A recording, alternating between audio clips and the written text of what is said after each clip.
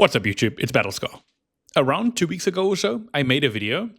Actually, the first video on the channel, now that I think about it, which feels really weird to say. But I was talking about a shooting that happened over some Pokemon cards. First of all, you should check out that video. Secondly, in that video, I spoke about I'm probably going to be back sooner rather than later, talking about more crazy stuff that's happening in the Pokemon card scene. Well, pick up the phone because I called it. I fucking feel like I'm Sylvia Brown at this point predicting the future. But anyway, when I say predicting the future, predicting that there's going to be more scalping drama in the Pokemon card scene, it has about the same odds as, I don't know, predicting that it's going to rain again sometime this year, or that a Minecraft YouTuber is going to get exposed for grooming. It's pretty much a guarantee at this point, right? Now, I wanted to make a video on a couple of these incidents for some time now, but stuff just keeps happening, and I really do want to talk about it. So here's what I'm going to do, right? It's your lucky day. I'm going to do 3 different cases that happened over the last week or so. I'm going to cover all of them in this video and then just push out the video because I feel like if I wait any longer, more stuff's going to happen. And eventually the video is just going to get over an hour long, right? So cool, here we go. Now, the first thing is, and I'm sorry to bring up the other video again, but I mentioned in another video that something pretty shocking that's happening is where people are starting to put trackers underneath kind of like distributors' supply and cargo and trying to see where the cards are going in order to scalp them early. Well, there was a guy who has completely jumped that step, and instead of trying to track the cargo, he's effectively just spawn camping a Best Buy at this point.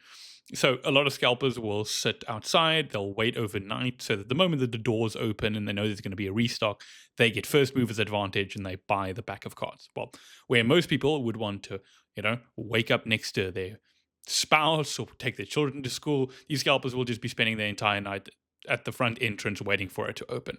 But not this guy. This guy is waiting overnight inside of a Best Buy so that the moment, there's an opportunity, he's going to start scalping the cards. And why wait at the door when you can wait in the back, right? Check this out. Surprise discovery at a Best Buy in Pasadena. A man was found inside that closed store. A group of Pokemon card collectors were camping outside the Best Buy all night. They noticed a large police response and found out a man was still inside the store. We heard from witnesses who say they believe that man was hiding in the Best Buy before closing so that he could get to those Pokemon trading cards. Pokemon 151. Oh. Yeah. We're here for the 151. I was just here for some Pokemon drop, but I went to the restroom, not even 15 minutes. I come back and there's cops everywhere. That man, there you see him, was taken into custody.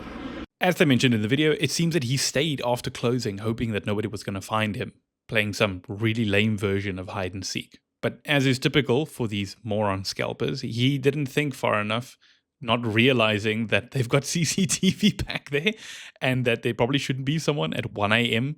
skulking around in the back rooms of the Best Buy trying to find some Pokemon cards. But anyway, at least he got arrested, which means at least for a little while, there's going to be one less scalper in the world, which I think we can all celebrate. Now, the second story isn't really so much of a story as it's just a little bit of an insight. I found it pretty interesting where it was this video that I found where someone was, you can actually see from their perspective as they're busy scalping, and just how lame and how massive loser behavior all of this stuff is, man. And it was really interesting towards the end of the video. I'll comment on it a little bit then as well, but there's actually someone else who ends up out scalping the scalper. And while I think all of it's really lame, there's no good scalping, it does make me happy to see a scalper lose out a little bit. But anyway, have a look. For it. Seriously. Nice. Oh, but you cannot do that. Come on. What do you mean? I'm gonna pay, I'm gonna buy it. Oh, buddy. I'm gonna pay for it. You're not allowed to take that box. You have to appreciate what the Walmart employee was at least trying to do here, trying to stop the scalper from just walking off with the entire box, with the entire supply, whatever. Which, I mean, he effectively just took it straight off the Walmart employee's cart or trolley or whatever the right word is. Forget about having it be restocked or have everybody get fair pickings. It's just taking it straight off the trolley. It's just, oh my God. Okay, you can get what you want inside it, but you can't take the box. Alright. Yo, could you not touch my... Yo, You first come, first serve, bro. Yeah, but I was there first. Yo, watch yourself, bro. I love how he's like, oh, well, first come, first serve basis. When I mean, nobody even got half a chance with you taking it off the trolley, and it's like, oh, it's my box. It's my box. Like, bro, and you can hear the Reddit mod and the Discord mod kind of like energy, like, like, watch yourself, bro. You gotta watch yourself. Like, dude, I don't know who you're trying to fool here, but I don't know. Like, I feel like a rough wind will break those wrists in half. I don't know, man. You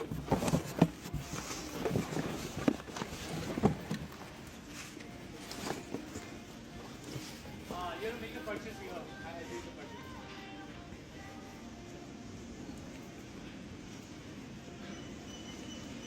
Fucking insane. This guy already got everything.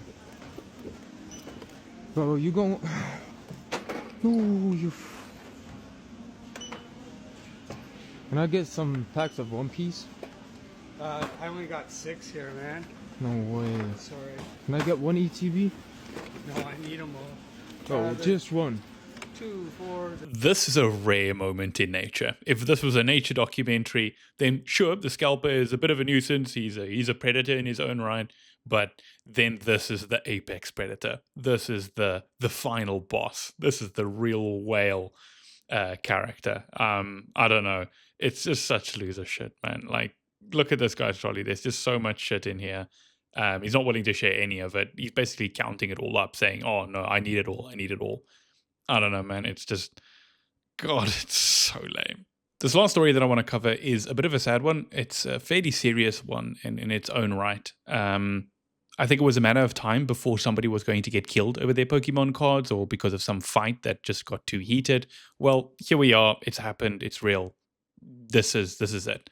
It's a story from Chile specifically, where a young 20-year-old woman called Dominique, she was killed over her Pokemon cards.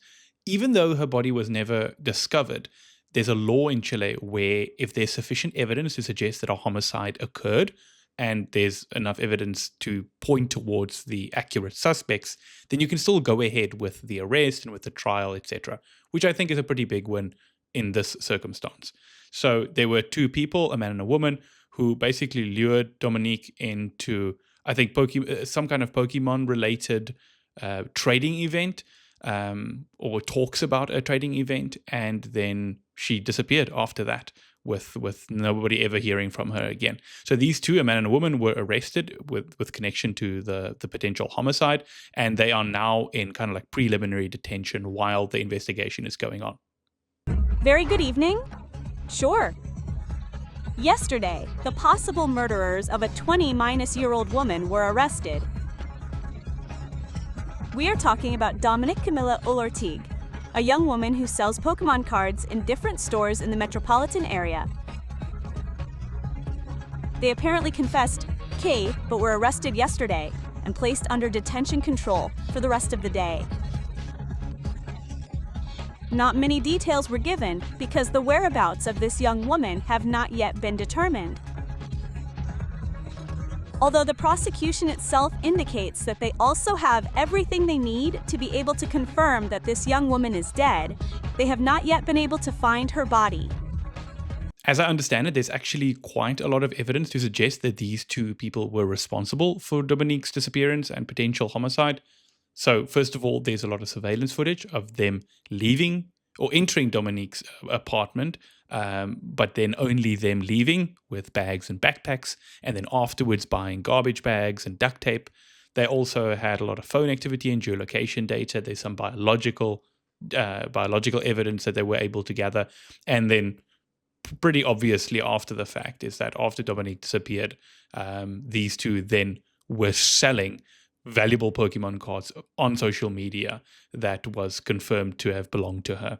So it's a fairly sad story. I think these cases are just getting worse and worse and worse. And unfortunately, I think this is one of those cases where it just kind of shows the reality of how bad things have really gotten. So hopefully that is the last time we have to see something like this happening again. But there's a part of me that also realizes that's probably not going to be the case. Anyway, sorry to end it on a sour note, but it's all pretty crazy things that are happening in the scene. I'll definitely be talking about more if any more happens, which again, I have no doubt is going to be the case. So yeah, anyway, just wanted to talk about it. Have a good one. Cheers.